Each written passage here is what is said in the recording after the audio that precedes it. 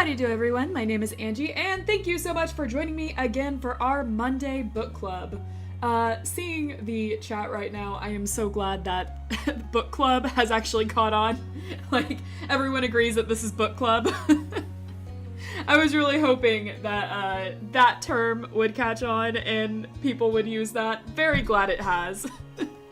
Very funny to me that it has, but, you know, I did really like that, so... Alright, so I don't know how this stream is going to go today because I am so tired. More tired than I usually am doing these streams. I think this has been the most tired I have been when starting a stream. And I'm not entirely sure why. Oh, bless you, Oliver. He just sneezed behind me. Oliver's with me today, so everyone say hi to Oliver in the chat. But yeah, I don't have much to say. We'll just get started into the next section of our life. Can you guys believe that we're already about halfway done with this chapter? Like, we only have 5 more sections and an epilogue before we're done with step 3. And then, of course, we do have the DLC that I did promise we'd get to. And there is a wedding DLC and like a short epilogue with when your character is an adult. We will be playing through all of that. There is a sequel to Our Life as well that is coming out that we will probably play, but I will probably wait until that is more complete. Anyway, I will get through all of that when we actually, like, you know, get closer to actually finishing this game. I'm actually wondering if maybe one of these times I should do, like, an endurance stream and, you know, try and play through multiple chapters, but my poor throat might die if I actually try that. Welcome in, Tarnished. Glad to see you here. Alright. But, without further ado, we're just gonna go ahead and get started for today's book club. So, reflection is the next section. Alright. After finishing breakfast at the Holden's house, you and Cove had retreated to his room to relax before starting the day in earnest, or perhaps you would take it easy for the whole afternoon. Neither of you had plans exactly, so you were free to do whatever came to mind. I see we've already moved. We moved pretty fast in the relationship already, but then again, they are neighbors. Let's see. Rubik's Cube is a good option. Watching the fish is always just my daily activities. That's just what I do. I live in the ocean. Let's see.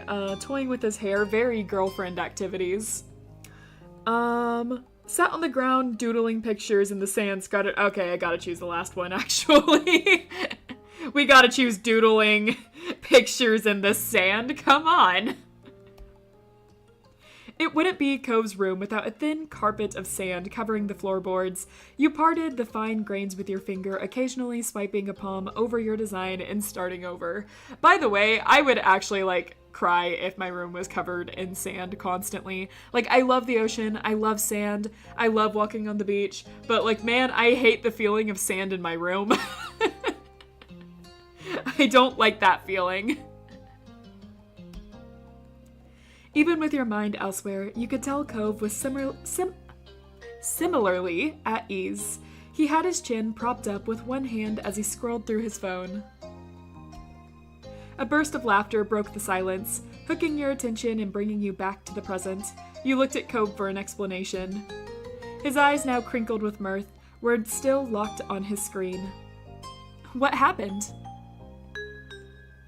Silent today, aren't we, chat? I mean, I'm pretty sure everyone here has taken book club as a time to go off and do their own things. If I had to guess right now, I think Space is drawing.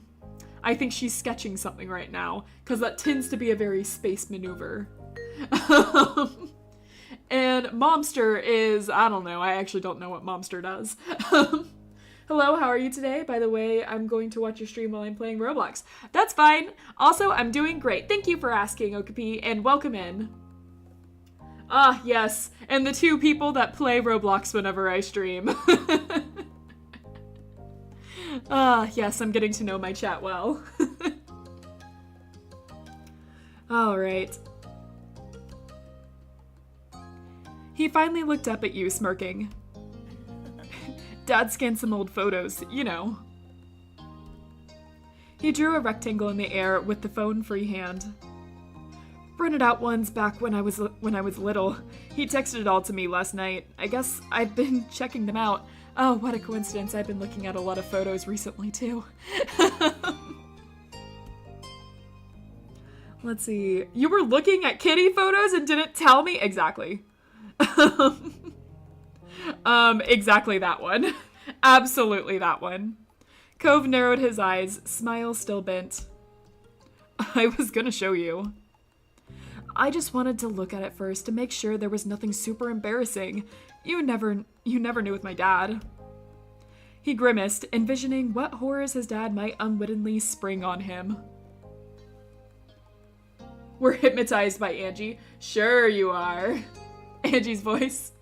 Yeah, sure you are, sure you are. That's not how anglerfish work. I'm not a siren. But sure, I'll take it. Oh, cool. Things started off great by finding a hacker. Oh, in Roblox? Oh, that sucks. Sorry to hear that. I'm gonna be starting Roblox soon now that I think about it. I've started up my account, but I have no idea what I'm doing. I've just started checking things, I guess. But yeah, I'm thinking about starting off Roblox officially by playing Doors on stream. Let's see what happens there. But that's gonna be like a few weeks out still. I have some other things planned for the next 2 weeks, so be prepared for that.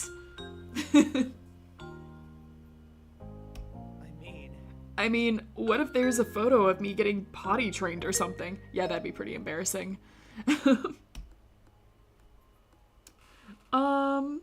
Kid pictures are supposed to be embarrassing. That's part of the fun. That is exactly correct. Never be embarrassed by kid photos. He was holding out on you, but your protest was of no use. Cove only cleared his throat nervously, the fear of his dad's well-meaning actions still looming large in his mind. Anyway, before we forget, I was laughing because I came across a Halloween one from when I was 8. This year, I was a zombie, remember? Oh, the year I was a zombie. He shook his head, grinning wryly while holding the phone out to you. You walked over and took a seat on the bed next to him to get a full view. Oh, that's cute! And he has the scar on his hand from his cast. That's cute. That's adorable, actually. I love that. I never even liked zombies. All I wanted was to show off my new scar, and it needed to be something scary. I couldn't be a normal person who had a scar, according to my 8-year-old mind. I was a little dork. We all were. Dad really wanted to be useful as usual. He came up with the idea of being an undead person. It was pretty good, huh? It was pretty good. I do like it. I remember getting a lot of extra candy when adults realized the scar was real. Yeah, play that up. Can someone in chat tell me what's going on? I can tell you what's going on. This is a visual novel that we've been playing for a while now on the channel. Yep, it's called Our Life. It is a very customizable dating sim. Yeah, we have what part is this now? 13? A lot of parts. But yeah, this is our Monday book club where I read visual novels. And chat tells me what to do half the time. Never heard of it? It's, I think it came out in 2020? Oh, it was, fairly popular on release, but I think it's completed now.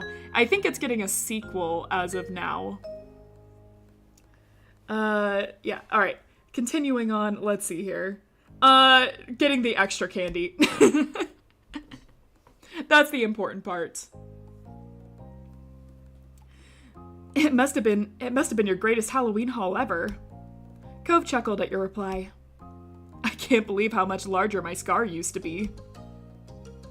He looked down at his arm, a soft smile on his face, and traced what remained of the jagged line with his fingers, just as you'd see him do countless times before. So is it a role-playing game? Yeah.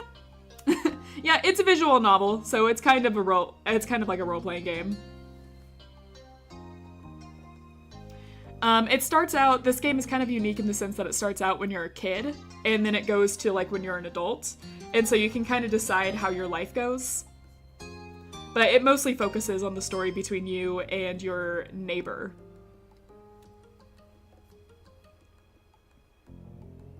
His voice was playful when he spoke again. Look at how tiny it was. How am I gonna pretend to be tough without a big scar?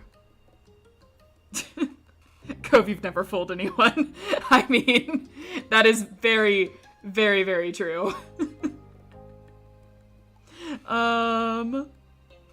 Let's see. It definitely blow your street cred. You've never fooled anyone, Cove. How long is gameplay going to be? Usually, oop, car horn going outside. All right, that ended pretty soon. Usually, I play this game for about an hour 30 to 2 hours is usually how each chapter goes. Yeah, the entire game is very, very, very long. But we're almost through it now. But yeah, we play this every Monday. Cove smiled bashfully, pleased with his joke, and ducked his head to look away from you. His fingers were still tracing the scarred patch of skin. I really do like having this, even if it is kind of little these days. His voice was shy, like he was letting you on a big secret. I like yours too.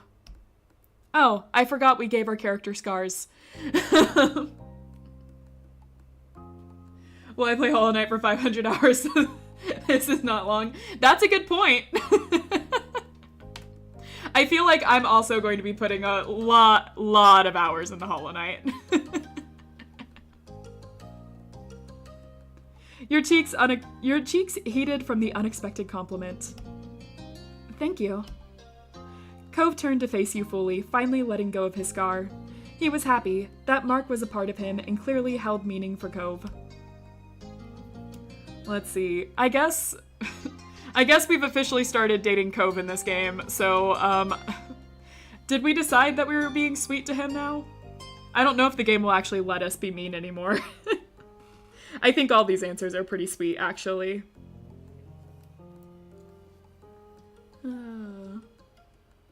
Yes, your hands must have a few scars since you were a Beehive boxing champion. It's true! Back in our Beehive boxing champion days. Those are the best. We're gonna have to make a comeback. That seems really popular in chat. You know, I was going like, oh, well, okay, touch the scar? I will. I was kind of going like, oh, well, we reached, 18, so we'll have our glow-up period. And chat seemed to dislike that greatly when they realized I got rid of the Beehive Boxing Championship. So I guess we'll bring that back once the next step is 23, so I guess we'll bring that back. All right, touching the scar. Let's see. We can go ahead and lay our hand over it, or can I touch your scar? I guess where his scar was. You cupped his arm with your fingers carefully as your thumb ran down the outline of his scar. Along with the rougher tissue of the scar, you could also feel goosebumps on his arm. Cove let out a choked breath, a dizzied smile playing on his face. It was evident that he liked the feeling. Let's see. Both of these answers. I was like, oh, the first answer, but then I saw the second one and was like, oh, the second answer. Oh man, they started dating and it went to this real fast, huh? They're not really giving us the shy answers anymore. Okay. Let's see, Okapi doesn't seem to be talking now. Kiss the scar? Okay. I give it to whoever comments first. Your hold shifted so you could bring his forearm to your face. Cove quietly gasped when he realized what you were doing. You tenderly kissed the old wound that marked him. Cove squeaked at the feeling of your lips on him, and in that spot in particular, but his expression was overwhelmingly one of adoration. Cove couldn't stay still and reached for you himself with his free hand. His fingers softly caressed a scar marking your face. I forgot we have facial scars! Be aggressive. Okay! He leaned forward, eyes gleaming. You automatically began to match his movement, pulling nearer to him. His cheeks burned red as he closed the gap between you, his mouth gently meeting yours. You held onto his arm like a lifeline as you kissed him back, briefly worried that you might drown in the depths of your feelings. Then you opened your eyes, meeting Cove's, and knew that the feeling was mutual. Next time I see my homie, I think I will kiss a scar to see what in real life. Yeah, you know? Always kiss each other's scars. He laid his forehead to rest against yours. You felt his hot breath tickling your face. Heads touching, your hand on his arm. You were entwined with Cove. It felt so right. Time couldn't register in that moment. It could have been seconds or minutes, but eventually you straightened up, lifting your hand from his scar, not your head. That seemed to break the spell. Though he stayed close to you, Cove sat up and came to his senses. Your eyes drifted back to the scar on Cove's arm. The scar had been there as long as you'd known Cove, though when you'd first met, it had been concealed by the neon pink cast. So? Do you want to hear how it happened? How I was hurt? Oh, we're getting the origin story! We're getting the origin story of how he broke his arm that everyone in chat kept making fun of for so long. Is Space here? Did she leave? Because this seems like a Space makes fun of Cove moment. Tarnished, wait, hold on. I thought you said I gave sister energies, not mom.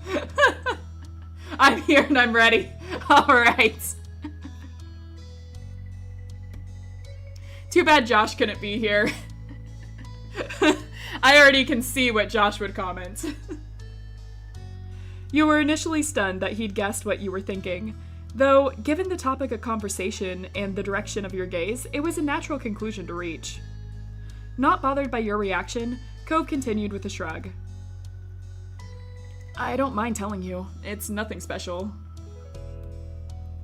He rubbed the back of his neck, grinning sheepishly. Mostly it's just really dumb. You nodded. That was something you'd like to hear more about. I thought she was nodding to him saying, it's really dumb. Okay. I'm ready for the dad lore. Especially knowing that no lasting harm had come of it. Cove stared into the distance, lips parted as he readied the story in his mind. So me, my dad, and mom were at a party. I don't know if it was a casual get-together or a specific celebration. I hope it wasn't for something meaningful, considering how it ended. He winced, then managed a bashful smile. Anyway, my mom and dad were off doing stuff, talking to people, I guess. I was left with the other non-adults. Most of them were older than I was. Maybe all of them were? His brow furrowed as he tried to recall dusty memories, then he shrugged again and continued.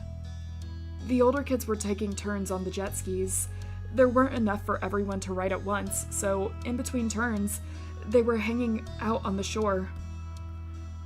I was meant to just sit there, and wow, Angie can't read. I was meant to just sit there with them and watch. Remembering when you'd first met Cove, you bet he hadn't been satisfied with the arrangement. He confirmed that suspicion. I was pretty unhappy. It wasn't a party for me, not when all I could do was look at other people have fun when I couldn't. The teens must have realized that, though I never hid when I was pouting as a kid. Well, basically, someone offered to let me ride.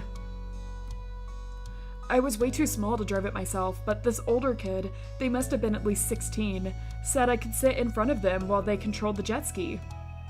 He chuckled at your wide-eyed horror. I knew I wasn't supposed to do anything like that. Still, I figured my parents were doing whatever they wanted, so why couldn't I? Oh boy, Cove. I nodded at the person, and I remember the other teens helping me onto the jet ski, along with the one driving. We sped off into the water. Cove smiled widely and wistfully. It was amazing at first. My hair went flying everywhere as we zoomed away from the shore. I loved being out in the water like that. Too bad it turned out steering a jet ski with an 8-year-old when an 8-year-old sat on your lap was harder than a bunch of kids figured it would be. The teen tried their best, but they couldn't keep control for long. We got spun around and went right into the sand. Ow! Oh god, that hurts! Oh no, I'm envisioning that now. You sucked in a deep breath. The other person wasn't hurt. Thankfully, they held onto the bars and stayed on their seat. I didn't. Oh no! I was thrown at full speed into the rocky part of the shore near the dock. I must have tried to brace for impact or catch myself because my arm is what I mostly landed on. Oh no. Well, dork-ass kid doesn't even know how to ride a jet ski. Did you know how to ride a jet ski when you were like 6? Some kids do, actually, even though they're not supposed to. He looked down at the limb in question. You could see him visualizing the long-healed injury. Tell me about it. I was born knowing how to jet ski. Uh-huh. Yeah? Fascinating. I was pretty torn up. After that, it's hazy for me. I got taken to the hospital. I didn't feel a lot of pain when it first happened. All I remember thinking about was how I was covered in sand and the grains were uncomfortable. The sand was uncomfortable? Cove chuckled. I know, right? I did start feeling my arm later.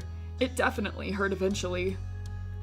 The doctor said my arm was broken, along with being torn apart. That's how I ended up getting my pink cast.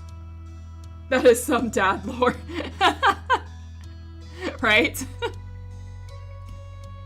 He smiled nostalgically.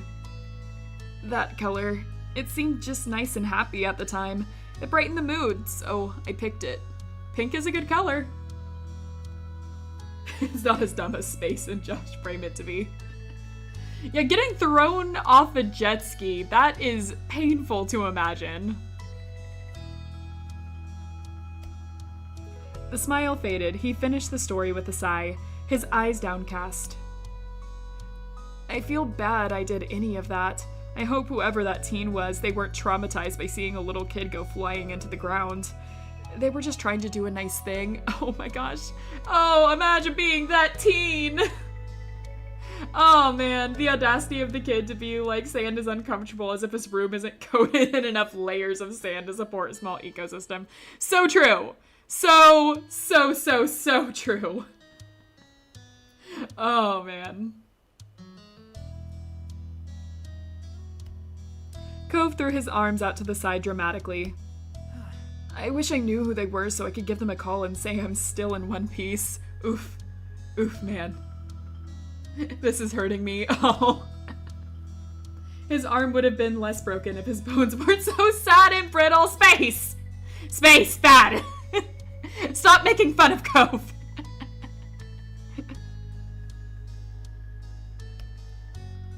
But yeah, that's the full story. I'm glad you were both okay in the long run. How could you be so reckless? He was 6. And that's the important thing. Cove sighed again, the regret written plainly on his face. It was a failure. That's just the truth. He smiled flatly. But to my credit, I think I've grown a lot since then. One Piece, like the popular manga anime series about a rubber pirate who yearns to become the king of the pirates. Did I say that right? Did I say that with the enthusiasm that that comment deserved? Let's see. The team was probably mad at that Cove wasn't smart enough to hold on. He was 6! He was like 6! They were probably panicking a lot inside.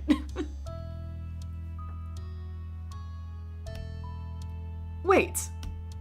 Cove's eyes went completely wide. Suddenly reinvigorated, he seized his phone and tapped away at the screen. What? I knew it! You weren't sure you weren't sure that he'd heard you, but he set his phone down and turned to face directly to you. Sorry, I cannot read today. I did mention I was tired when starting the stream. His face was resolute. Though the glow of the screen was no longer reflected in his eyes, they seemed to sparkle even brighter than before. Rain, we're adults. We can decide things for ourselves now. Are you just now figuring this out, buddy? Is that revelation just occurring to you? Bro, you just did a road trip across the country.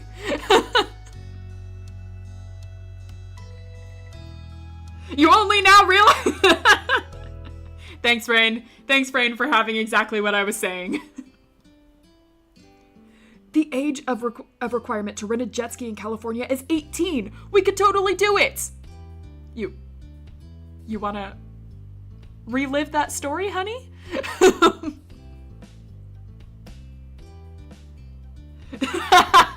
I love the first two answers just being the back-to-back. Yes! No! Team Rocket's gonna fly up again.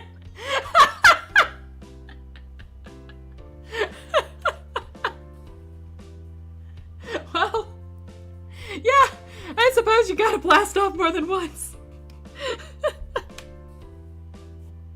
Let's use our adult powers for a jet skiing adventure. You want to break another bone, Cove? Is that what you want to do? I always choose the funniest options if I can. Cove pouted, his lower lip jutting out, which didn't back up what he said next. Come on. I'm not a little kid. You don't have to worry. Within a moment, Cove had recovered and returned to a serious expression from before. I'll be careful, and I really want you to be there when I try again. Please? He's gonna make us watch. He's gonna make us watch him break another bone. I can't believe this. His voice was soft and earnest. You could tell how much the request meant to him. Okay, this game is trying to be sweet. I guess I can let it. You also knew him enough to know that he wasn't going to give up on this idea. Letting him go on his own wasn't an option. You gave him a thumbs up to let him know that you'd be joining him on the quest. Actually, I love jet skiing. I do. Jet skiing's pretty fun. Cove perked up at once, a grin stretched wide across his face.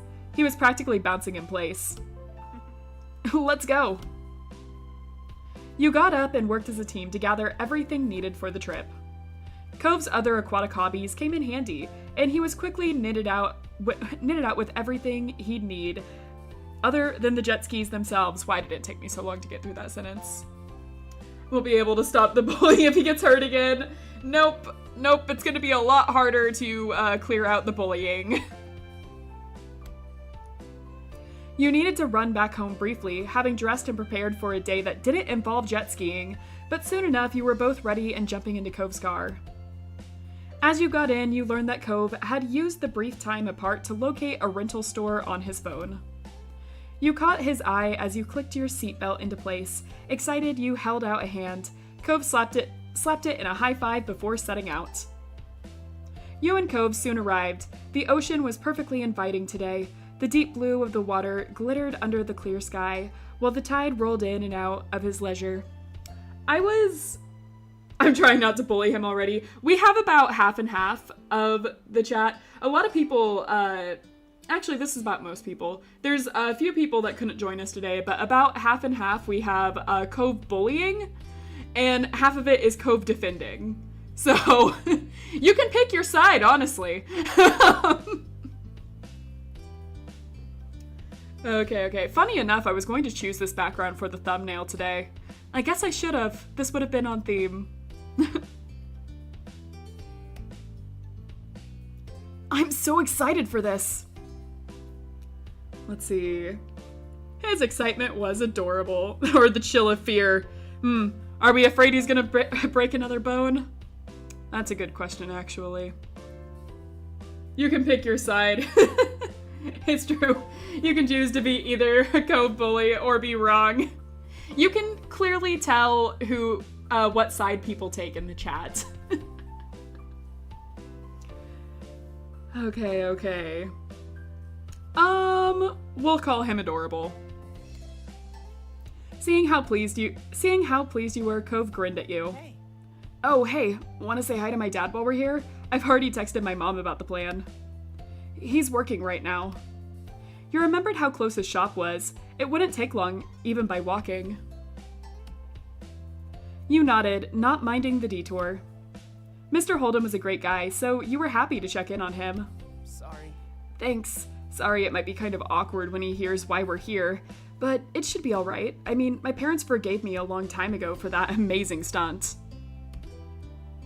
I don't want to be scared off jet skiing my whole life because of it. You wondered which of you Cove was attempting to reassure. It was only a short walk back down the dock to Mr. Holden's scuba shop. Cove breezed in, as familiar with the shop as he was his own home. The place was quiet, empty, aside from a couple of customers quietly browsing and Cove's dad behind the counter. Your opinion is already invalid.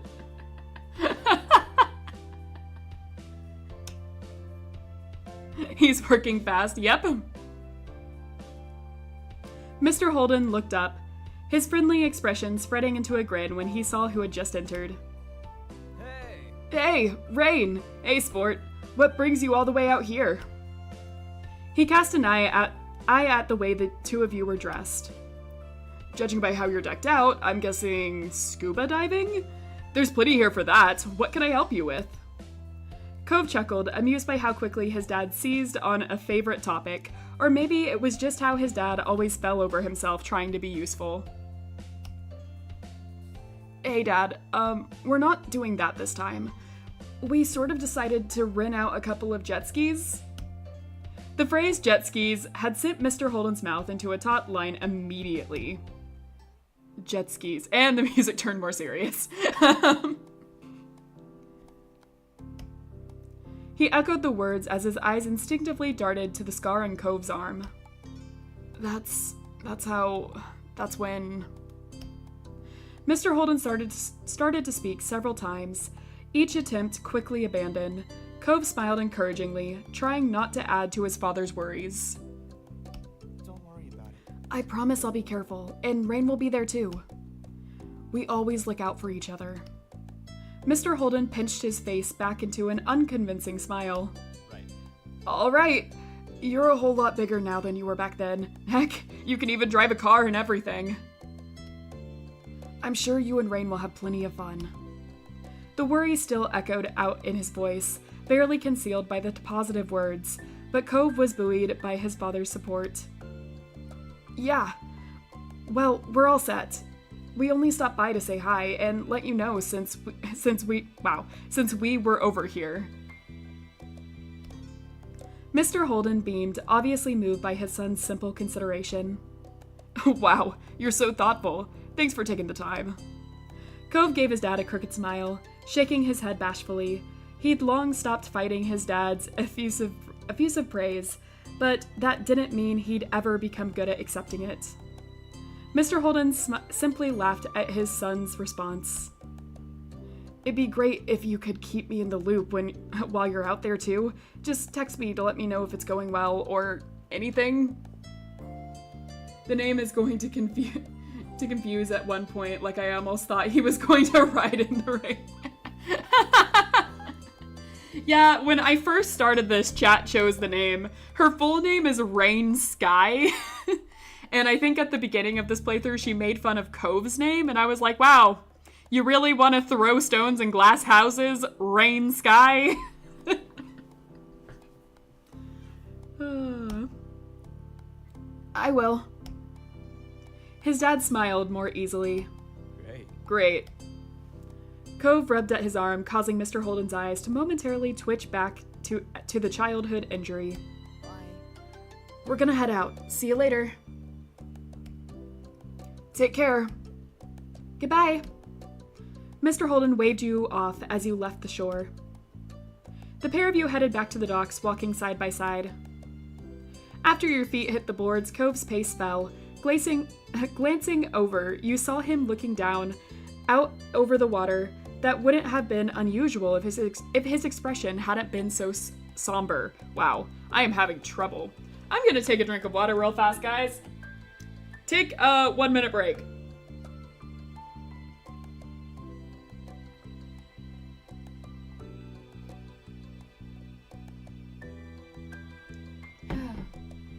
Oh cool, just meleeed a zombie with a nuke carved out of his chest. Of course I died. You counting the minute? Alright, I'll let you beat the timer.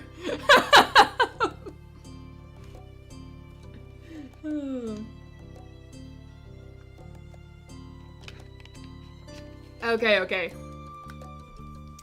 Alright, break ended. I'll attempt to read again.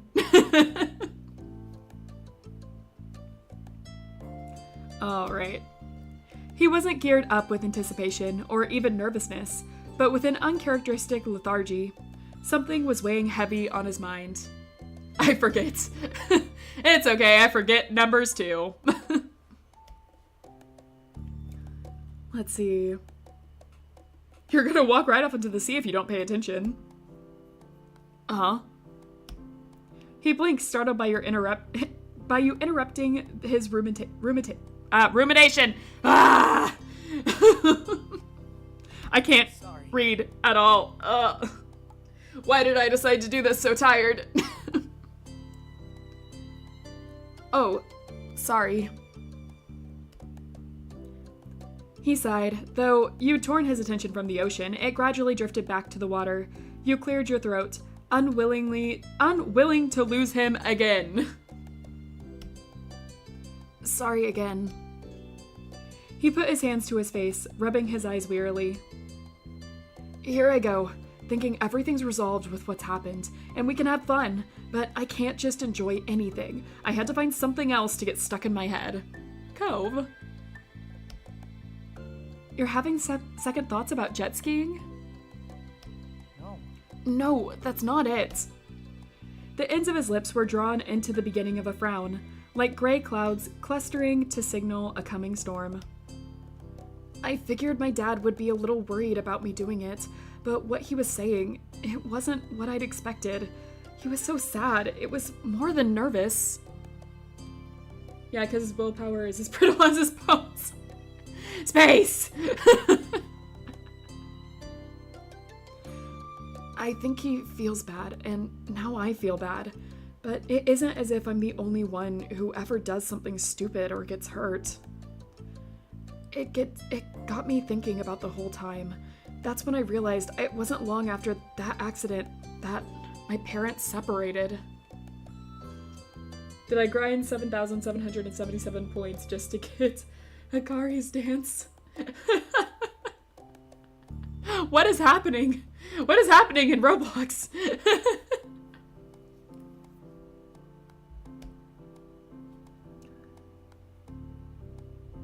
Stayed quiet at that. As a kid, I didn't think about the consequences of my actions, you know? Or how what I did impacted other people. Like, why should anyone care? I'm the one doing it, not them. It made no sense, and I still cared when other people did things I didn't like. But I was 8, and mostly just mad that nothing felt like it was in my control. You could tell he was building up to something, so you nodded for him to continue. If he breaks his bones again, will his parents get back together? I don't think that's happening. I was pretty difficult to deal with because of that attitude. But looking back, I think that's what saved me from something a lot of kids go through. Blaming themselves for their parents' divorce. It never crossed my mind that anything I did made a difference on my mom and dad's relationship. They would do what they did no matter what. Now, though, I guess it's kind of hard to ignore that thought, huh? I mean... Their situation was already so hard, and I wasn't a good kid, so... He left his words adrift, so he looked down. The conclusion unfinished. It was silent between you. I was... Oh, maybe Angie pushed Cove off his jet ski. What? What? Oh, man. I was just about to say that, like, oh, Cove, you weren't a bad kid or anything, but then I remembered we ignored Cove for, like, all of the childhood section, so we can't really say anything, can we? We just ignored him that entire route. But only for a second. Cove pulled himself back up to his full height, his chin held aloft. Whatever he decided, he was resolute. I'm going back. I've got to talk to my dad. I'm not going to let things be like before, where I just feel crappy and refuse to even tell him what's going on. That doesn't work for either of us. We ignored him because he was a bad kid. We decided at the beginning of that section that we just didn't like him. And, you know, we couldn't really tell if he was a bad kid or not. We just ignored him. Man, I got the best murderer kit and still died. Am I cooked? What? Enemies to lovers for real, for real. Yeah, basically. We hated each other when we started this. Chat decided that we were gonna start this game hating Cove, and Cove hated us equally. Now look at us. You should play Roblox. It's gonna happen eventually. I've made an account. But again, the games for the next 2 weeks have been set. It's already set in stone, so it's gonna be a little bit before I touch Roblox.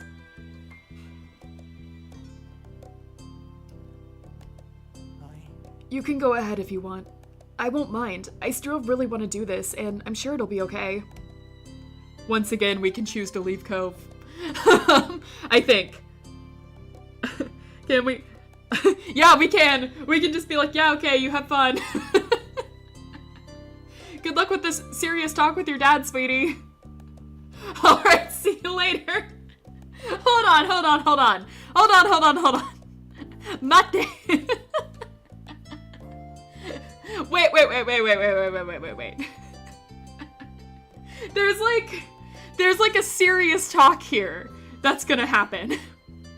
Are you really saying to just leave it? There's gonna be a CG. You know there's going to be a CG. It's going to be like a serious conversation. We're dating him now. Space. Are we really just going to, like, leave this serious talk to go play on jet skis? We're not supposed to be avoiding him anymore.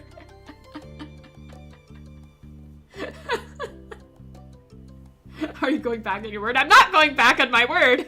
I'm just laughing. Also, the Cove defenders are just gone. Yeah, I'm picking the answer. Don't worry. You didn't want to intrude on a family conversation. Cove scraped together a smile. You could tell that he had been worried about your enjoyment of the day, as well as the potential revelation with his parents.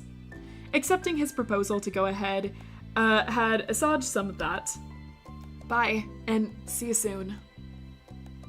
Did you not say those words? I'm doing it, okay? Bye. I can't believe this. I can't. There was a CG there. We're just skipping it. We're skipping the entire section again. There was a heartfelt CG. They were going to, like, hug it out and have this serious conversation that we could have watched. And instead, we're skipping it. Think of all the time you're gonna say, we're dating him now. He's our boyfriend. And we're just skipping this heartfelt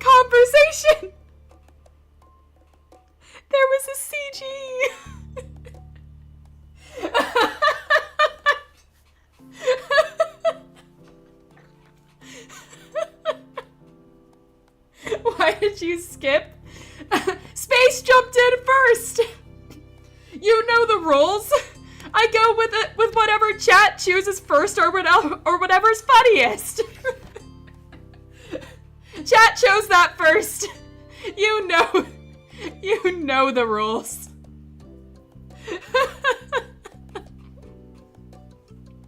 This is what you get for playing Roblox Tarnished. This is what you get.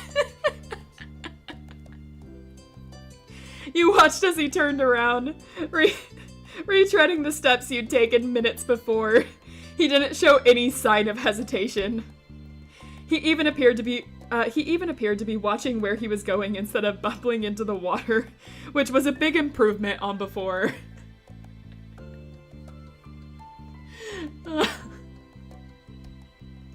Cove had wanted you not to worry. It was your job to fulfill that wish. You turned around towards the edge of the path, continuing on your destination. We're not gonna think about it at all. We're not thinking about it once. We just skipped that entire section. Back to speed running our life the way this game was intended to be played. Oh man, I missed our speed running days. Getting everything set up was easy, and you soon found yourself out in the water. Time passed quickly as you sped over the ocean waves. Eventually, a waving figure on the docks caught your eye. It was Cove. Smiling, you sped over to join him. You hovered close as he began mounting his own jet ski. How did it go? You know, if you get the scene, it's like really sweet. They're in tears, they hug each other, they cry. It's a really emotional moment that we're not going to see because we skipped it.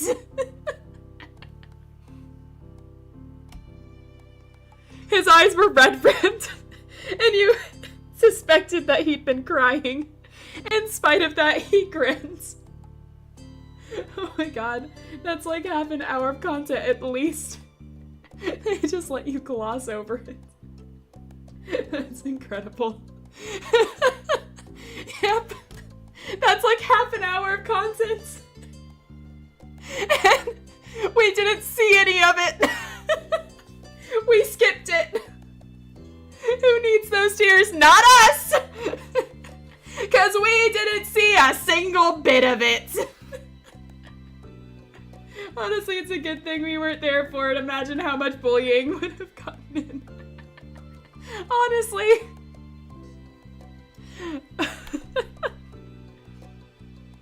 It's nice. It was nice. How's it been for you?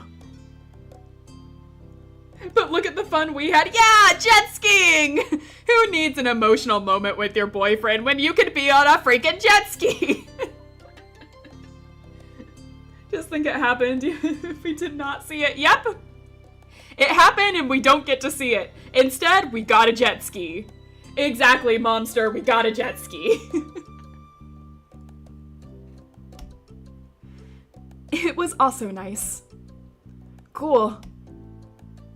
Cove was eager to make up for lost time. The two of you spent the rest of the afternoon out on the water. You weren't sure if it was his previous experience on a jet ski or whatever had happened during the conversation with his father, but Cove was initially a little timid on the vehicle. It didn't last long. His confidence quickly blossomed. The fear was overtaken by excitement.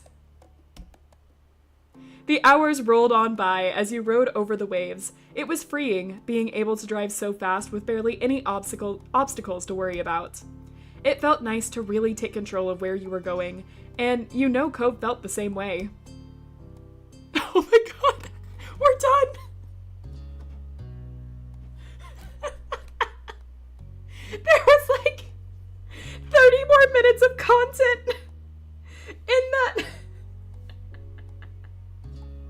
We just ended it.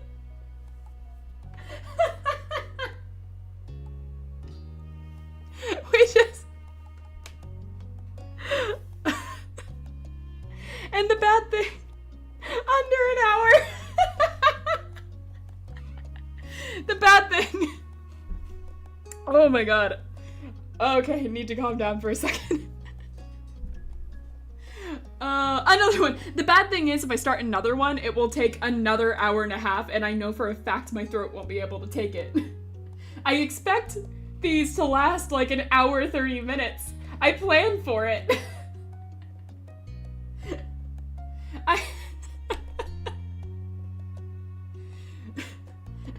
Now, I'm not saying you have to do this, but you could just load in autosave. That is true. That is true. Hold on. Do we have an autosave? How do I access that? I know, like... Okay, this is our manual saves. But do they have...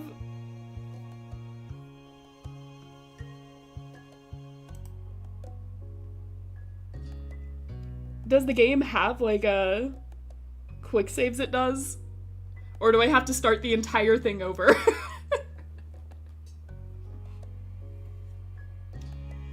Far left says auto. Oh, you're right.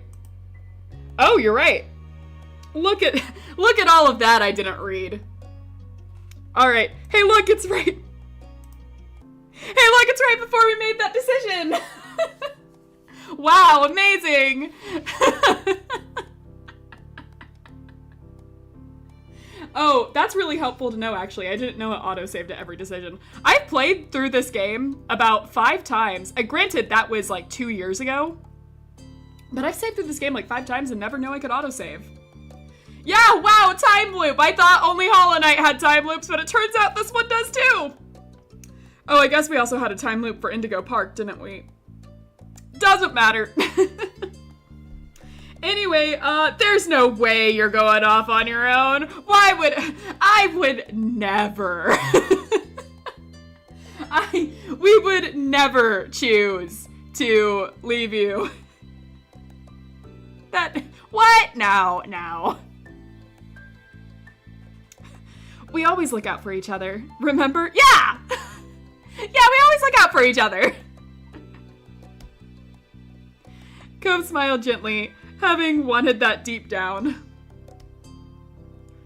Thanks. Let's go. You and Cove retook your steps down the docks once more, heading back to Mr. Holden's scuba shop. The customers you'd spotted in there before were now leaving the store, new bags clutched in their hands. You hoped that this would mean Cove could have his conversation without a public audience. This time, Cove strode inside the shop with purpose. Mr. Holden, still at the counter, glanced up to greet whoever had come inside. He grinned as you approached. That skip me is nothing now. Yep, it's nothing. How's it going? Hello again. Forget something? Sort of. Cove had reached the counter now. You needed to rush just to keep up with him as he crossed the show floor. Mr. Holden raised an eyebrow, taking in Cove's shift in attitude, and chose his next words with care. Is everything all right? Cove swallowed, not answering initially. Talking openly with his dad was still something new for the son.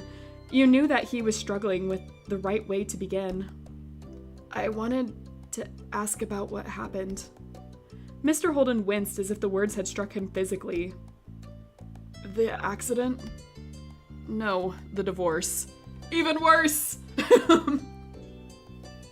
It'll be handy to remember for when Angie does our life speed runs. I am curious, how fast could you potentially get through this game if you're just avoiding Cove at every moment? Because you can't just choose to hate him the entire game. So, potentially, how fast could you get through the entire game? The pained expression fell from Mr. Holden's face. Wide-eyed, his jaw slack, he gaped at Cove. Huh? Why? Cove glanced over his shoulder at you. As your eyes met, you saw him draw confidence by having you by his side. He turned back to his father. Yep, because we've always been here by his side. We didn't make him have this conversation alone the first time. I want to know the truth. His tone was grave. Did me getting into the accident hurt your marriage? If I hadn't done it, would you and Mom have gotten along better? No! Hell no! Wow, feel that strongly about it, huh? Okay, the game is trying to be sweet. Maybe I should let it. Mr. Holden quashed the suggestion with a gravity you'd rarely heard in his voice. You were 8 years old. You're not responsible in any way. Kyra and I should have protected you. I can understand why you're feeling that. What happened was so horrible. How could it not have an impact? It did. It was a reflection of us as parents. The relationship between just your mom and me was separate and already unsalvageable. Cove turned away, his brow still furrowed as he looked at the floor. Oh, cool. Just took a new... Oh, more Roblox. Okay. You exploded someone? Fascinating. Roblox is, like, made up of a bunch of different games, right? That's my understanding of it, I think. I don't really know. I've never played it before. Maybe I'm just anxious and it's taking over, but it wasn't just then. I always caused problems. He plowed on, unwilling to give up without explaining his worries. To be honest, I was taking the most random moments and talking about them on the chat. Ah, I see.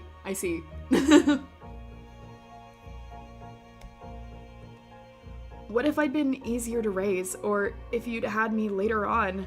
Maybe if you didn't have me at all, it might have been better for the two of you.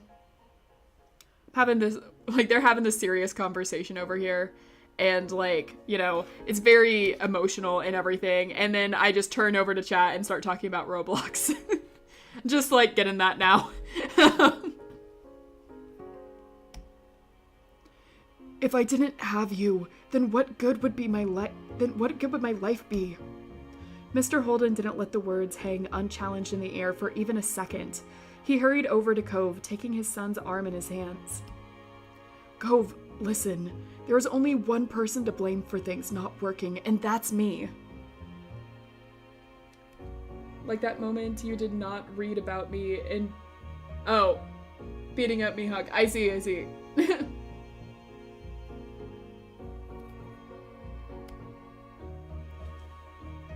I can't read everything in chat, okay? Sometimes I just miss things.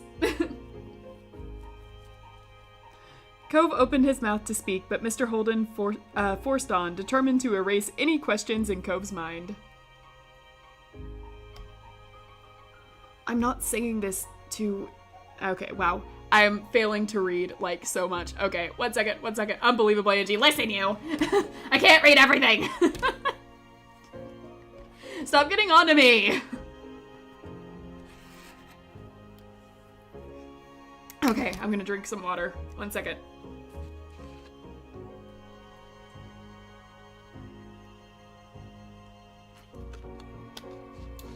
Okay. That was 1 second, right? I'm not saying this to dishonestly push accountability off from someone else or to throw a pity party for myself. You want to know the truth, so that's what I'm giving you. Your father is the reason our family couldn't stay together. You think you caused trouble? You should have seen me at your age. You're such a good kid. I can barely believe how good you are. Mr. Holden's eyes were misty as he squeezed his son's arms. There's nothing, absolutely nothing, you need to blame yourself for. I'm sorry, Cove, to you and to Kyra. Mom? Yeah, your mom. His pained face eased slightly into a bittersweet smile.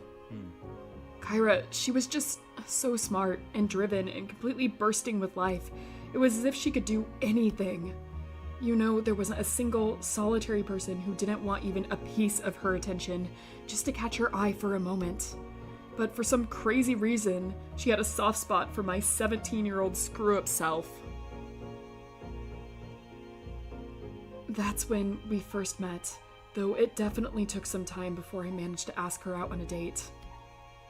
Mr. Holden shook his head, the smile melting as his recollection became solemn once more.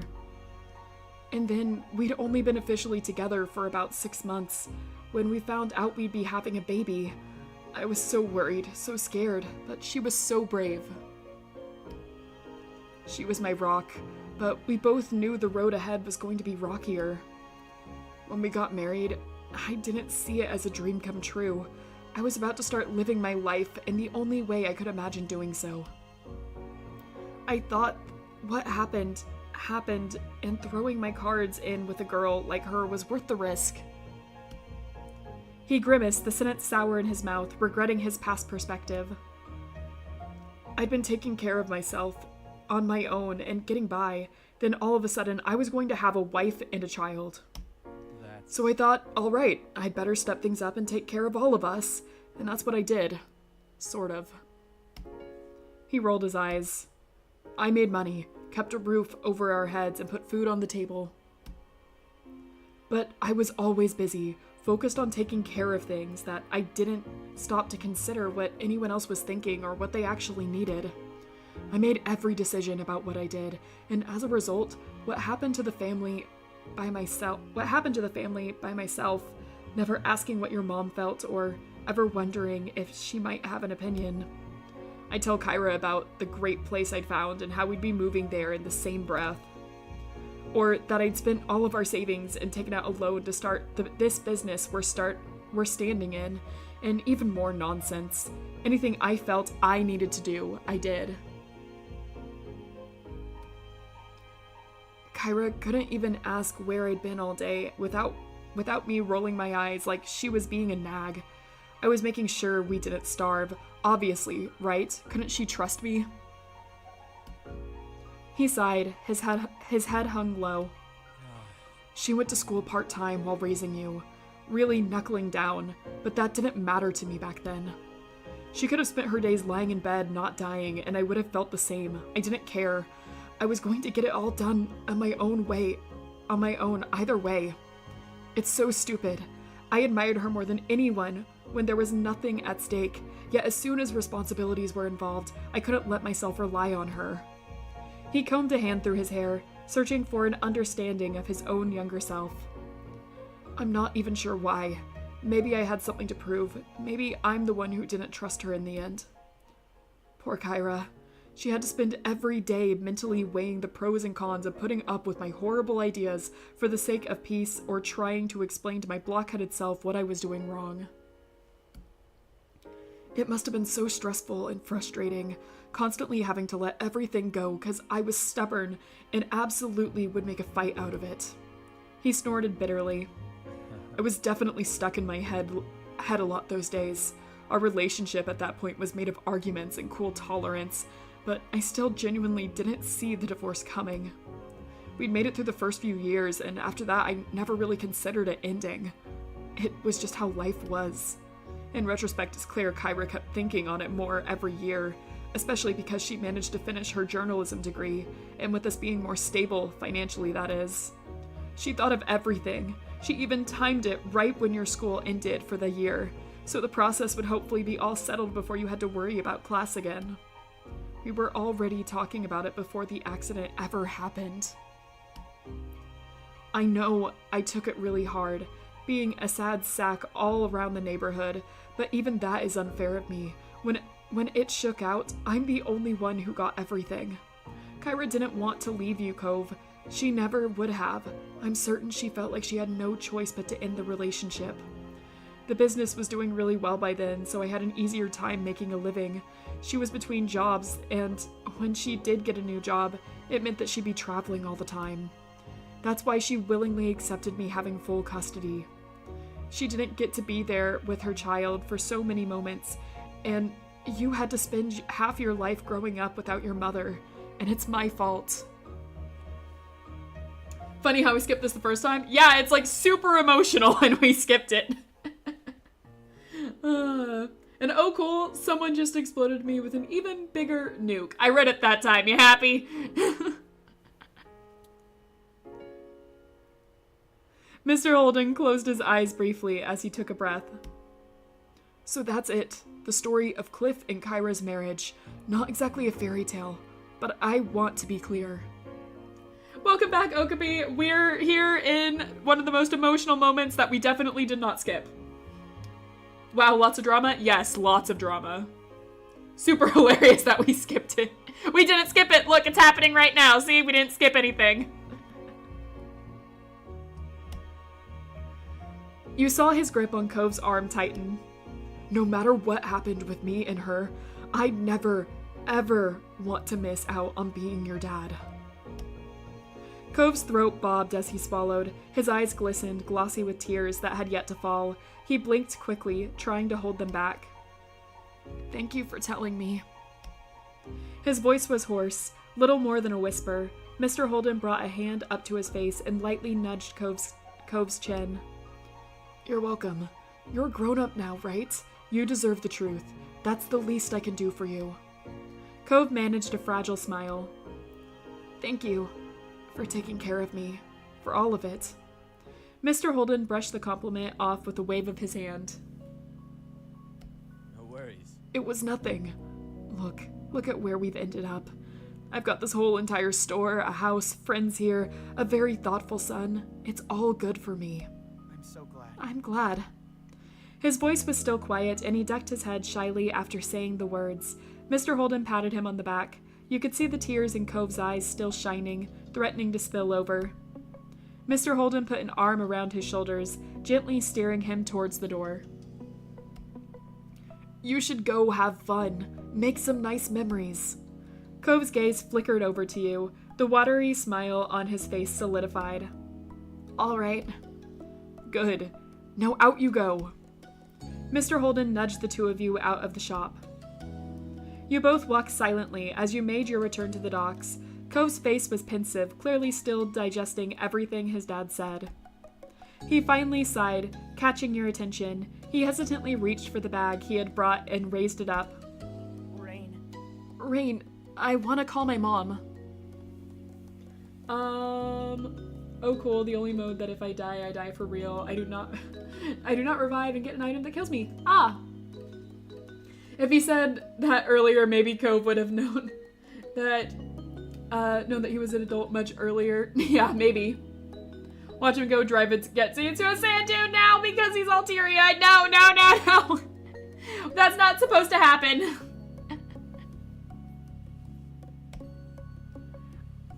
I'm not gonna leave her out of things, and I want to know what she thinks about what happened and all that. He fiddled with the straps of his bag. It still remained closed shut. See what all we missed. See what all we would have missed.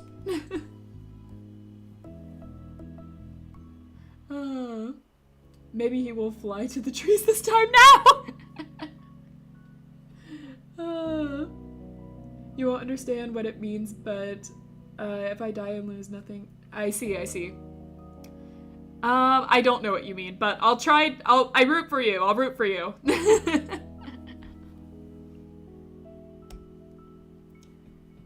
It's not like I don't trust Dad. It's just Mom's thoughts are important too.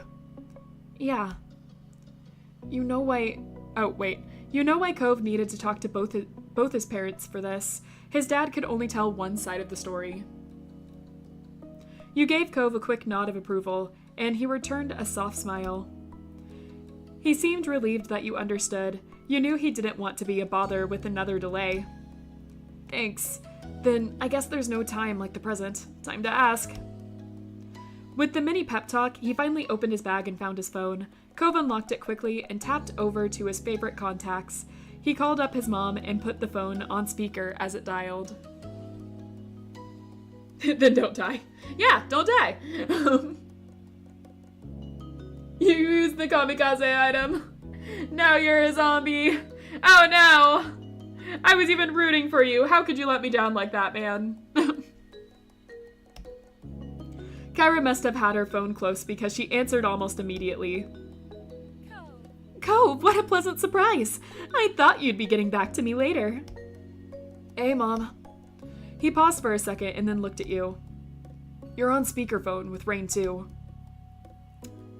Oh, there's no hi mom option.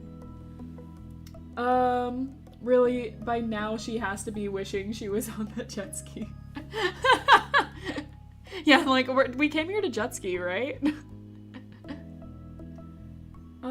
Smiler on the human team, so now I am dead, even though I already died. I see.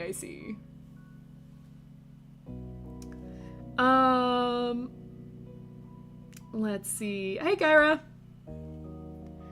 Oh, hello. I'm popular today.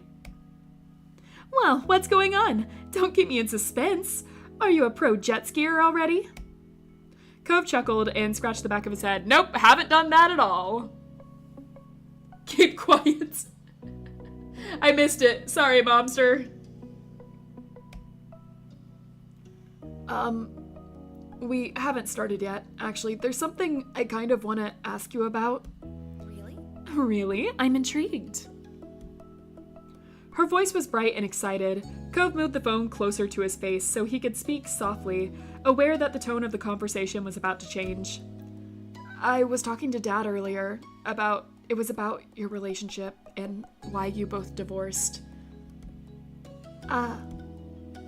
That one syllable had lost all her earlier energy. Cove tightened his grip on his phone. It does make sense that the past would come up today. Yeah, but... He tried to brighten up the mood again. You weren't used to him being the perky one of the two. You could only imagine it felt like a strange role reversal for him. Dad said you were really amazing. He admired you a lot. What a flatterer. She sighed wistfully, and you could hear some interference. Maybe she had shaken her head. You couldn't tell for sure. Oh, Cliff. He bungled himself through regular. Every day, adulting in social situations in astoundingly charming ways. Yet somehow, at the same time, he was an ambitious, slightly shady, under-the-table type of man when it came to making his living in the world. Not you, silly. It was clearly the Angie. Yep, Angie ignoring you. That's correct. Sure hope Cove's mom and dad get back together. It's not gonna. I think that ship has sailed.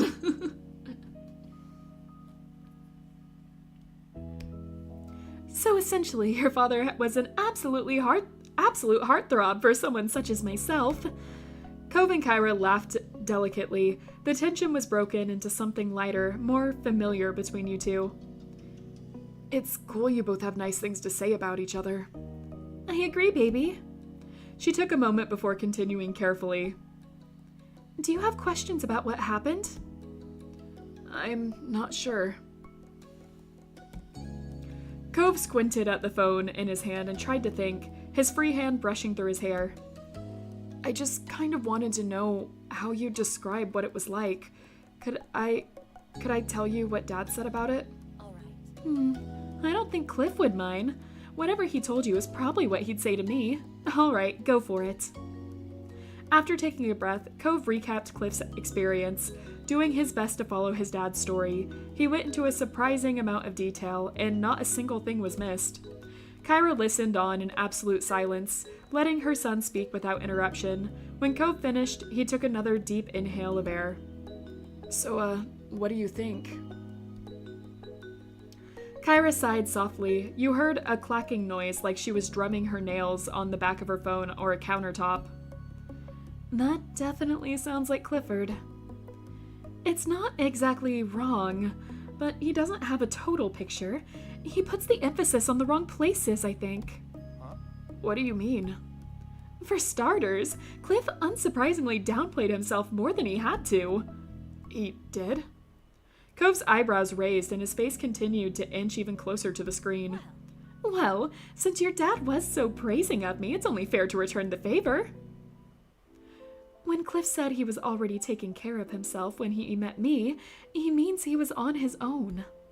Cliff's own parents weren't and still aren't friendly people. They've always had a combative relationship, though him getting into drinking and gambling as a teenager certainly didn't help. I imagine this scene, eight-year-old Cove secretly meeting baby Night Fury before meeting the MC. Aw. Back to How to Train Your Dragon. It's cute.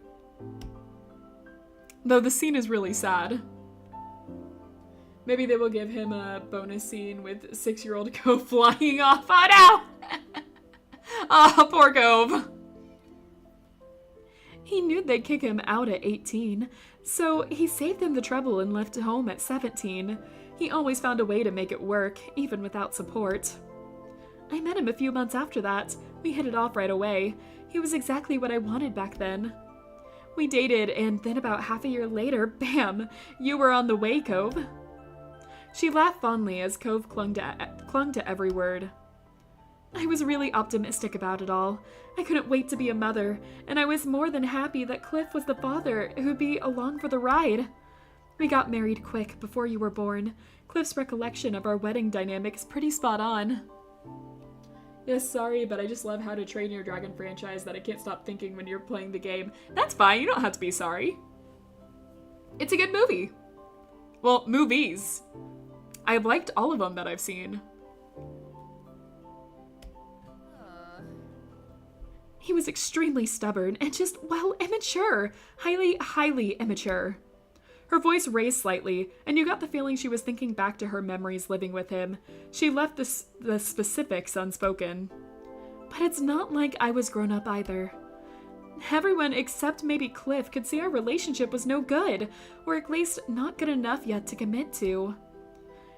I knew, but I didn't want to give it up. I wanted to keep the family together. I thought if we divorced or were never together that we'd ruin your life, Cove. Obviously that wasn't true. I just didn't have enough experience at the time to realize that wasn't one option for us. Maybe things would have been easier if we had split when you were still a baby, but it took me years to start figuring it all out. Cove nodded, even if his mom couldn't see it, thinking hard about something. He was likely remembering his own experiences back then. We were married, but never seriously loved each other. We hardly knew each other. I don't mind that Cliff never viewed marrying me as some kind of dream come true.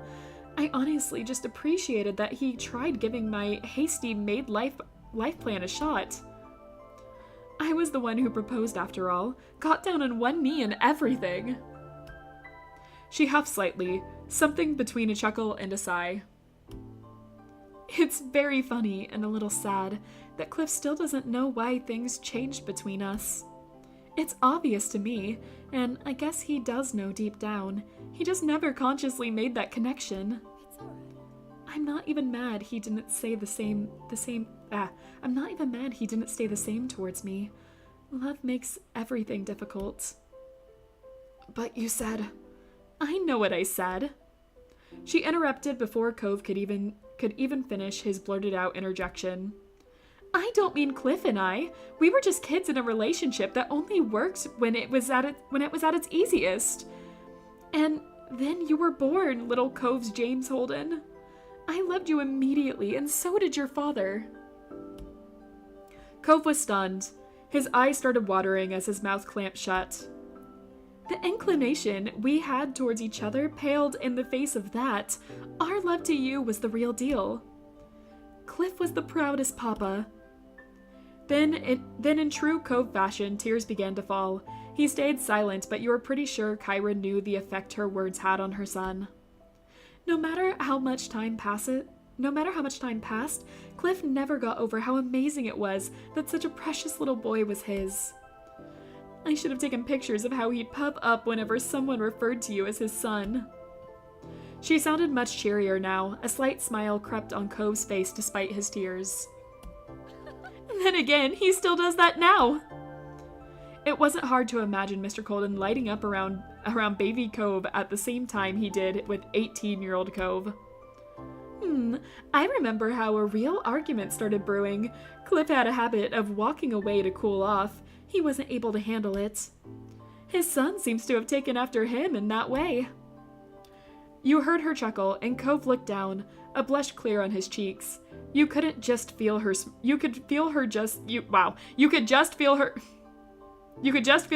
through the phone.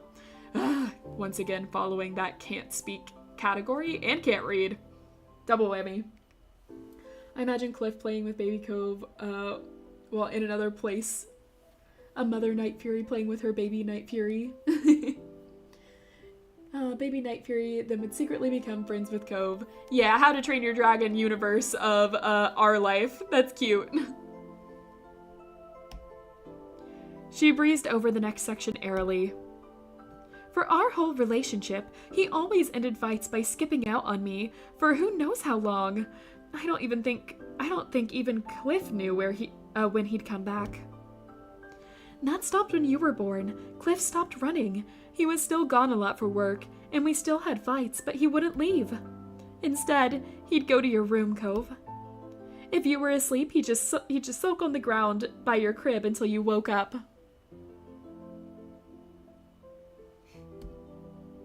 Sometimes he'd pace the room while holding you or sit on the floor and rock you. He'd stay with you until one of us decided you were ready to talk again. He didn't have a lot of furniture back then. That's part of the reason why Cliff was always hanging out on the floor. He really came to embrace it. When our relationship got bad enough that we didn't have to share a bed anymore, he always made sure I got to have the mattress. He instead set up a spot in the corner of the nursery, just in case you needed anything through the night. He gave you a more private space when you got bigger, but he still always made sure he could be there for you. There's still no denying whether Cliff understands or not. He made his choices without prioritizing me, but it wasn't that he suddenly hated me. To Cliff, I was only a wife on paper. In his mind, I was a cool girl he had dated and generally liked. Nothing close to being the light of his life. All his blood, sweat, and tears weren't for himself or me or even the family unit. They were all completely and totally for his baby. Meanwhile, I was doing the same, though in the opposite way. I did take us being married seriously. I was trying to force us together as a couple, so we'd be a complete family for our child. You felt like a fly on the wall of a very personal conversation, 'cause you kind of are. Cove didn't seem to notice when you looked over at him, his face a complicated patchwork of emotions. I guess. Eventually I woke up and saw what I was doing. I realized it wasn't going to work, not like that. When I was ready for it, I talked to Cliff about separating and starting up the divorce papers. He was shocked by it, and unfortunately, it wasn't too long after when you had your accident, Cove. Rain, I don't know how much Cove really told you about it, but when he broke his arm, it terrified all of us.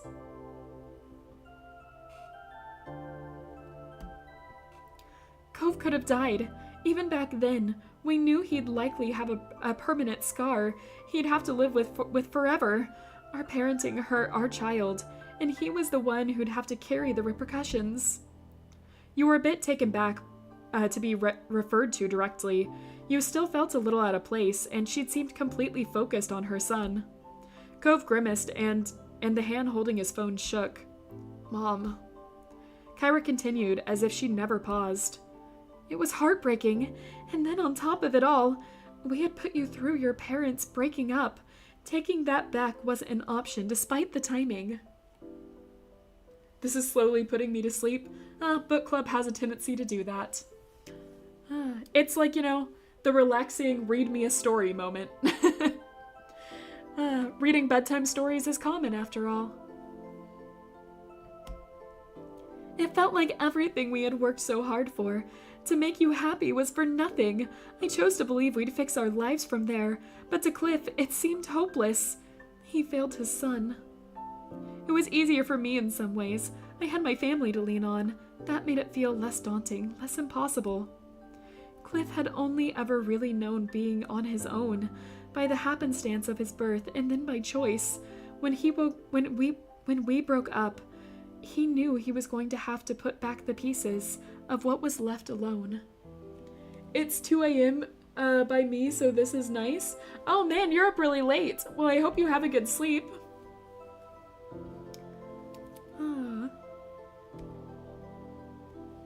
I wanted to be there for him, even after everything, but I was the one divorcing him. It was impossible. I never managed to be someone he truly relied on, and I had to remember that wasn't changing. As bleak as it felt at the time, Cliff still tried not to let any of that show to you, Cove. He did what he could to keep your spirits high about the move, your new house, the scar, everything. So that's why. Cove trailed off. He had misunderstood the impact his injury had on his parents.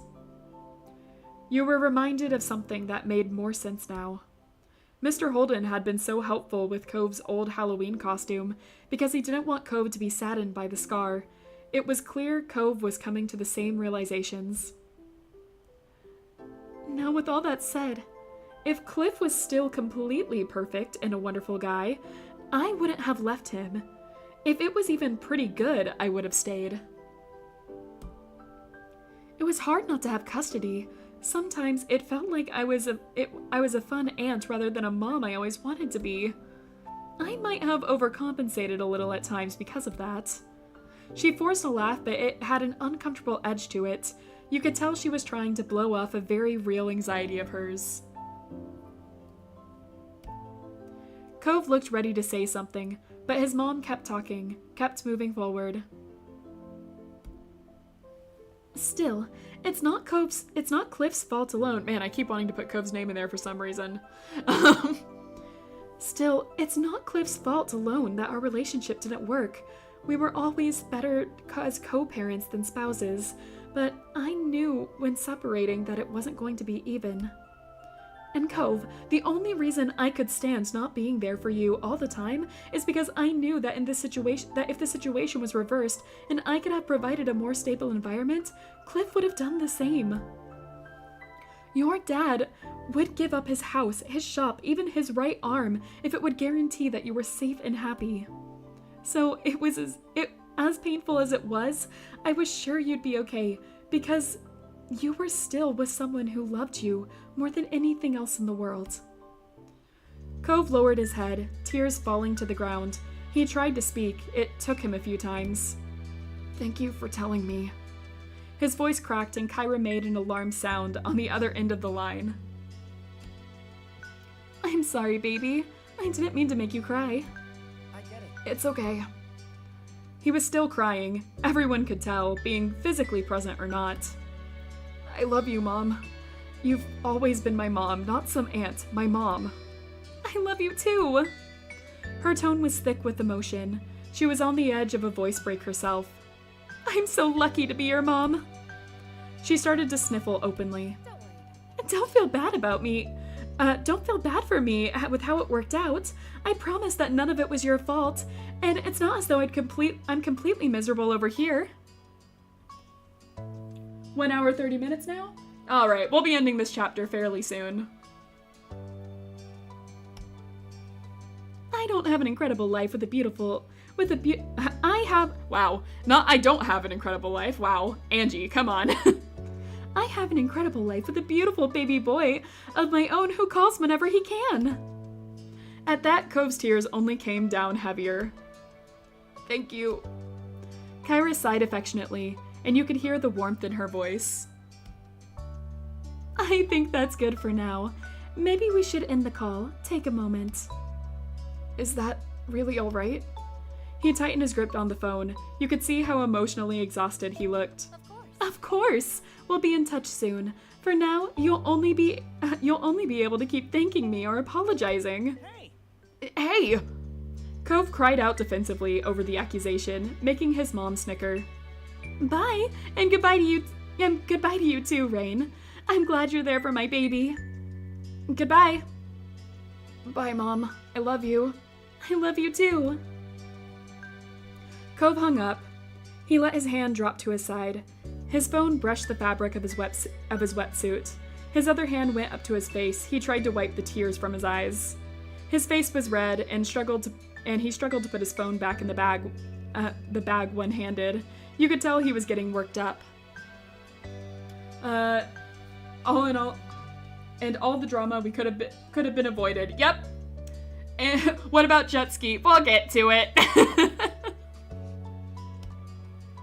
He finally just used both his hands and sealed his phone back into its normal place. Cove sniffled and then reached out to you. his hand trembling in your grasp, and you squeezed back. He needed to feel your support. You want to go see your dad again?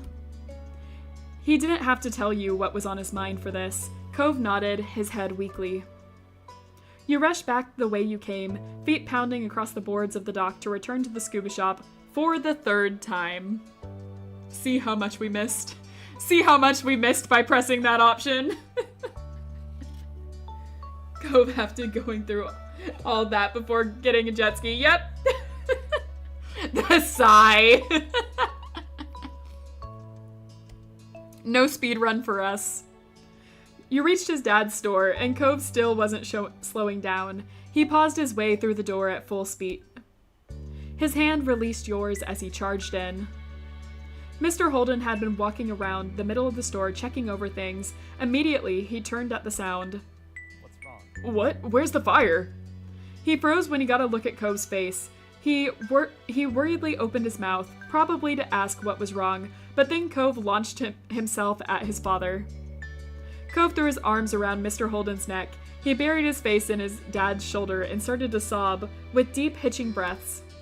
Cliff clearly had no idea what was going on, and his hands hovered awkwardly in the air. He looked at you for a brief second, hoping for understanding before turning all his attention to Cove. I told you there was a CG! Someday we'll get to jet ski. But not yet! He wrapped both his arms around Cove's back. Cove looked secure in his father's embrace, protected and safe. It's okay. It'll be okay. Whatever it is, it's going to be okay. Cove kept crying. He inhaled deeply. His voice choked up when he tried to speak. I'm so sorry. You always tried to be there for me when I was growing up, and I was mean to you. I'm sorry. What? Mr. Holden was completely taken aback. He hadn't expected this to be the issue. You don't have to apologize for that, bud. Kids are allowed to be mad at their parents. We could have been having fun on a jet ski by letting him do this by himself. And what teenager wants his girlfriend to see him crying? Like, have you met Cove Holden? Have you not been here for the past 13 episodes with Cove Holden? It's freaking Cove Holden. Of course he wants his girlfriend to see him cry.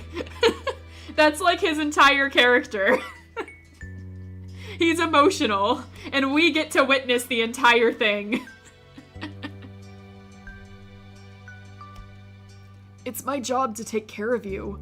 I really didn't do anything special.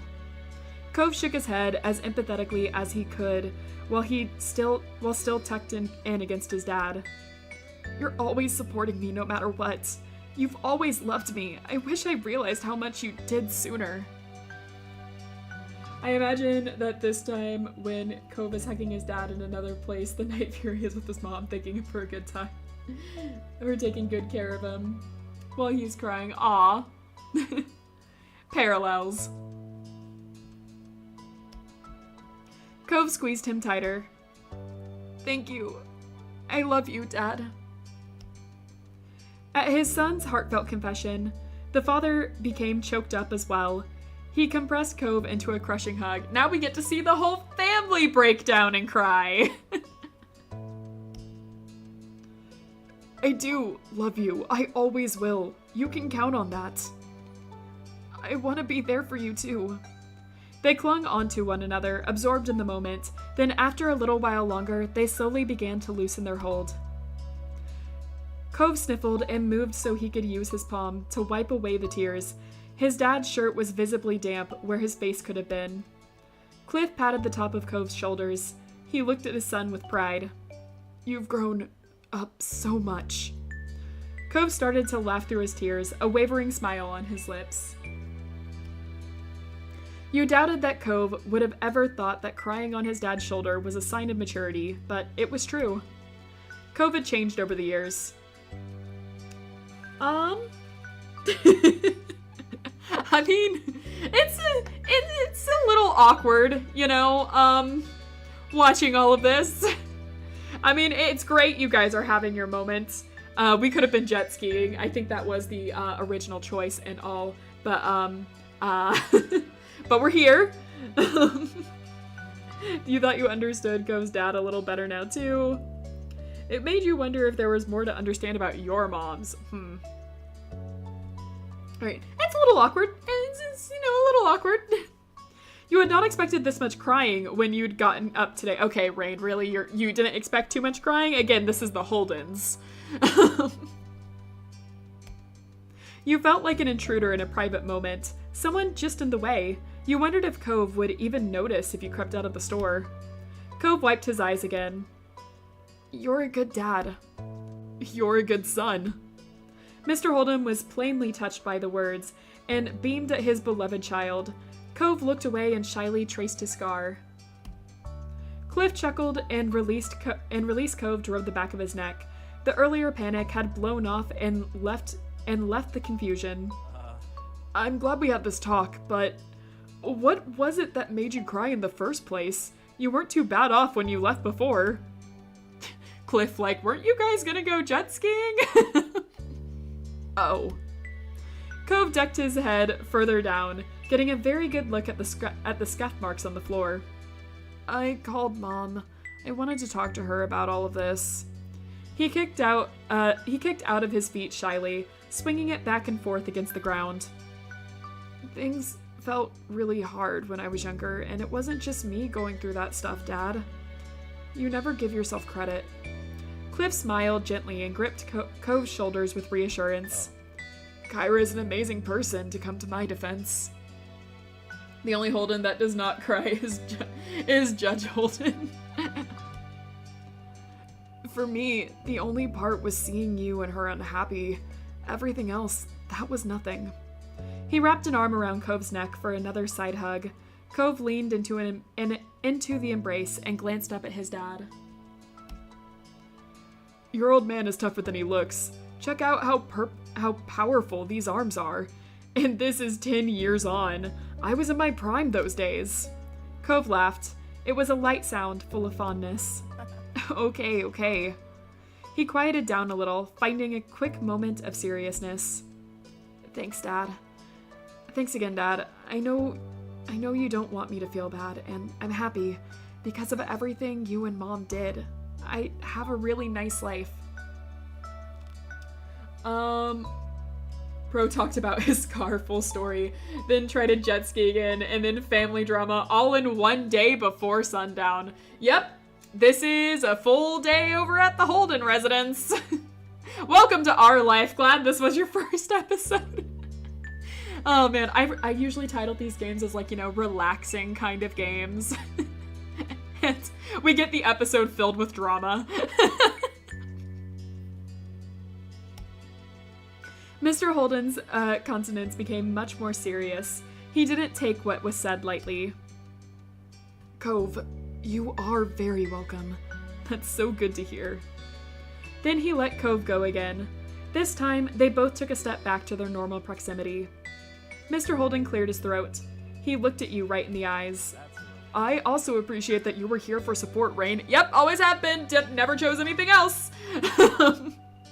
We totally always intended for this outcome. What a loyal partner. Yep, that's me. Cove looked back down, embarrassed. I want to be there for you too, Mr. Holden. Still never got over that childhood crush on his dad, huh? Finally, resolution. Oh, that one's funny too. That one, the finally resolution one. After step 3, the NSFW DLC will come, and after that, step 4 begins. I can only do that DLC if I can censor that DLC. Keep in mind, I make no promises about it. I want to be there for you too. All right. Cove's dad broke into nervous laughter he couldn't keep in. Well, thanks, but you don't need to worry about me. I do worry about you, and I will worry about you. Actually, no, finally resolution. Oh, sorry. Little too late on that space.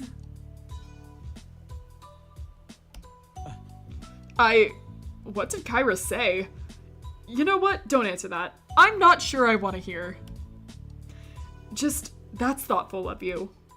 Cliff smiled warmly. He nudged Cove gently as if to say, look how lucky you are. Angie in chat request, favorite ice cream flavor? I love mint chocolate chip. Anything mint, honestly. There's an ice cream place next to me that makes peppermint ice cream occasionally, and like, I love that. Yes, mint chocolate chip for the win. Grimmaster can agree with me. All right. Hey, maybe I ought to give you another $20 for all this. We've put up with a lot over the years. You should give me interest, actually. I think I've earned that $20 and more. Cove's cheeks puffed it up into a pout. No. I could use some money! You were mostly joking. That being said, you wouldn't mind a $20 bill. Not you too. Sure. Okay, I'll leave making jokes about that to Cove. Cove smiled, satisfied at that. All right. Cove exhaled slowly, his posture relaxing. We better get going. You still have work, Dad, and I think Rain has been patient enough. I didn't bring her here to watch me cry to my parents. Cliff grinned and waved the two of you off. Sure thing. I'm happy you both stopped in, but you gotta go and have some fun. Be careful out there. Jet skiing! $20 is $20. That's right. We earned that $20, okay? Oh. Have you watched Inside Out 2? I have not yet. That is on my list to watch, though. Bummer, no money. I guess we're not actually getting the money now.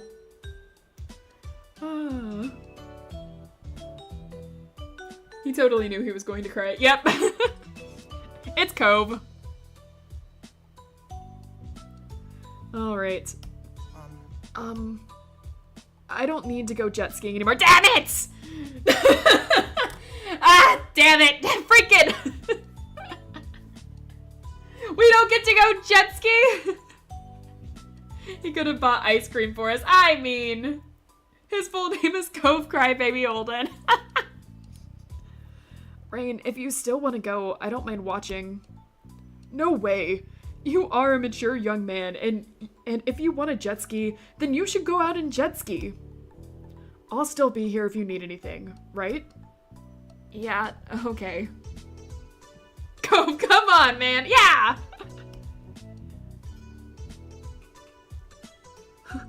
Let's get a move on already.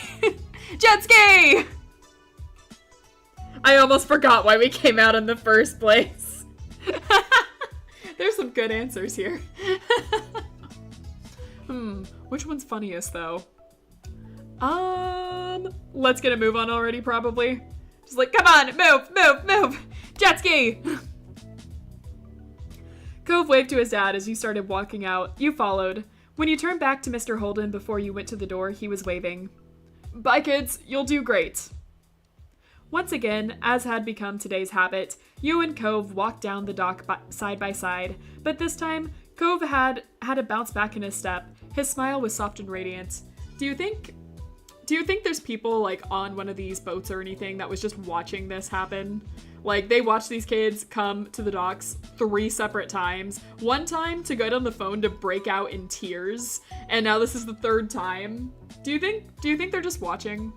I like to think about that. I like to think that sometimes there's just people on the sidelines that just are watching these encounters.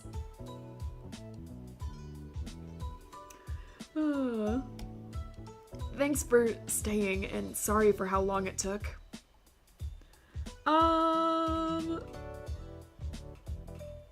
Let's see. I had a feeling it'd be a bigger deal.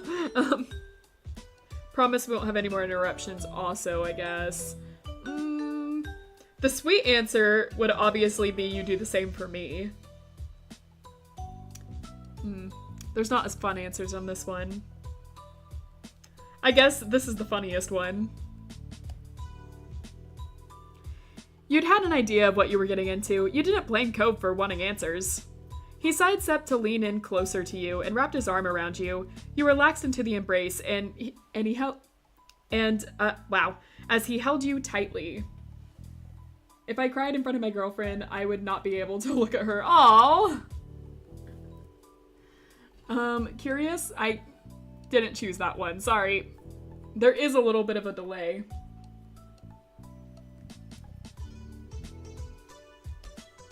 You hugged him back. You could smell the scent of the ocean on the breeze and felt the warmth of his breath. He exhaled and took a step back, his face a dazzling smile. The water lapped at the dock beneath your feet. Cove looked down when a particularly strong wave crashed against it. It's weird to think about my parents' relationship. There's all this stuff that I don't know because I wasn't there, or because I was just a kid, or because I didn't even exist yet. It feels really complicated. Relationships are complicated. You agree with him. Connections to other people were as varied as there were waves in the ocean. Cove nodded without elaboration. He looked out in the ocean wistfully for a moment before he shook it off. It's nice. I'm happy they were married, even if they didn't stay together in the end. That was nice to hear. He was feeling better.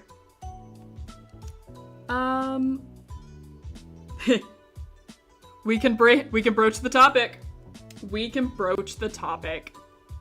Let's do it. Hey, could I ask you something? Sure. It's personal. Rain, how personal have I been today? And now I'm curious. Ask me. Well, marriage, is that something that you'd be scared of? Because of everything that happened with your parents? Cove shook his head shyly. He didn't hesitate for a second. No, surprisingly, I don't have issues about the idea of getting married someday. You looked at him, not bothering to hide your intrigue. He chuckled self-consciously at the reaction he got. I mean, don't get me wrong. Trying to actually propose would be terrifying. I'm sure planning a whole wedding would be so hard, especially for me, but he'd cry through the entire wedding, probably. It's Cove Holden. Nice opinion, one small issue, your mother. Just the thought of having someone I loved that I was married to, that I'd spend the rest of my life with, that doesn't scare me. It makes me happy to think about. The both of you snuck smiles at each other. What about you? Would you ever want to be married officially someday? Well, seeing as how I'm trying to get a certain ending to this game, the answer is yes.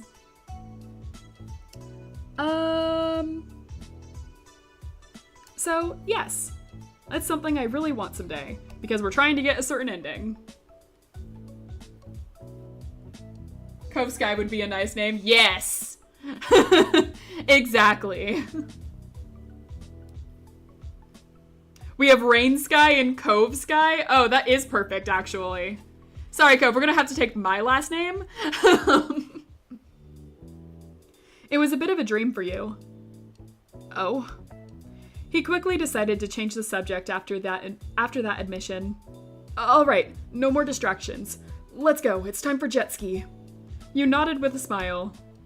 Jet skis! We made it! The two of you began to more quickly make your way across the boards. Despite your excitement, you were both careful.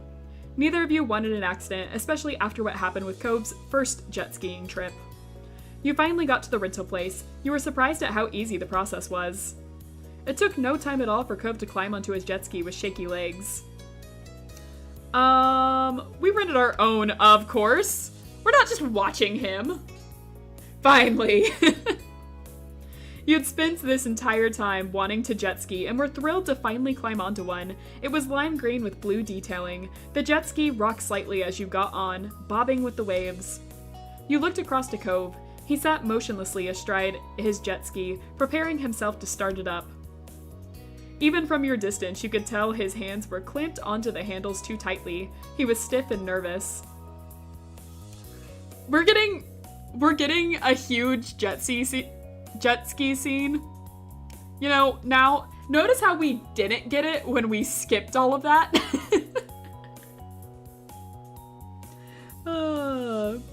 All right. Come on, are you really gonna chicken out now? He turned his head at your teasing. He smiled crookedly. No way. After all this, no, I'll go. He inhaled slowly and started up the jet ski. It roared forward, and you were surprised you could hear him squeak over the sound of the engine. He stopped after a few seconds and breathed again. After he'd calmed down, he started it up once more. Cove sputtered and stalled with it for a while, going a little farther each time. He grew more comfortable with the feel. He continued to struggle with the jet ski, but he refused to let that stop him. He kept going until he wrangled the machine into submission. Cove eventually reached the point where he only stopped to jet ski when he had something to say. He kept shouting things at you. This is amazing! Did you see that, Rain? This is great! You had gotten your own jet ski going as well. You made sure to keep a safe distance, Cove watching what you did with enthusiasm. Nice turn! He zoomed forward, and you could hear his bright laugh ring across the waves. Not bad. You had no trouble controlling the machine yourself and enjoyed the freedom it offered. You sped around the ocean with a wide smile on your face. Eventually the sun set and you had to pack up. Cove was thankfully still in one piece, no cast necessary. After everything was returned, Cove dug his phone out of his bag and texted his parents to let them know all about his triumph. An idea to take a photo to mark the occasion struck Cove, and he wanted you to join him in the selfie. Silly pose, obviously, right? Or showing off best angle. Silly pose. Definitely silly pose. He doesn't scream, he squeaks. Yep. Cove will break the handles. I imagine this after Cove finishes the jet ski, the secret friend Night Fury, to have a little flight, travel through the ocean. That'd be cute. Legend says Bear sabotaged Cove's jet ski. Space, did you sabotage his jet ski? Well, I guess he's okay, so he didn't do a good job at it. Cove snickered when you got into position. He hesitated for a moment before trying his own funny face. He showed you the photo and it made you smile. It would be a nice memory. His phone vibrated after a moment after texting it out. Mr. Holden and Kyra both liked being Mr. Holden and Kyra had likely been waiting the entire day to find out how this outing would go. And with the news of his success, both of Cove's parents sent back how proud they were of Cove and how far he'd come. Watching him grinning in the setting sun after facing so many fears that day, you felt the same. There we go! We did it, guys! We finished. We definitely, didn't stall that by skipping all of that ending part. That took about an hour's worth of content. I still can't believe we did that. But yeah, we got our jet ski scene in. We got a fun, drama scene. We got everything. This episode had everything. I forgot to account for how well his soft, squishy bones would cushion his landing. He did fine. How do you imagine Cove riding a Night Fury through the ocean and sky? I think it'd be cute. I've seen How to Train Your Dragon, and they had, that whole scene of them flying over the oceans and everything. And I can imagine, Cove doing that, but holding on, much tighter to the dragon. He'd probably be, scared out of his mind. But also thinking it was amazing to go over the ocean. See, it was worth being nice to Cove. Yes, it was worth being a good girlfriend. We even got a longer water skiing scene out of it.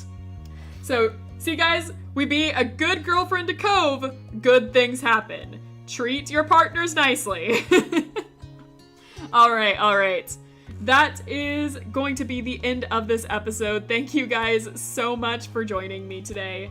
This was a lot of fun. Had some good moments. I'm really tired. I'm gonna go to sleep for a while. I've had a lot of work recently, and hopefully that will start calming down. I hope all of you have a good night, a good rest, a good day, whatever time it is, enjoy it. And as always, love you lots. Thank you for joining me today, and I will see you on Wednesday's stream if you're there, Saturday stream if you're there, or just the next time you decide to hang out. Thank you guys so much for joining me, and bye-bye!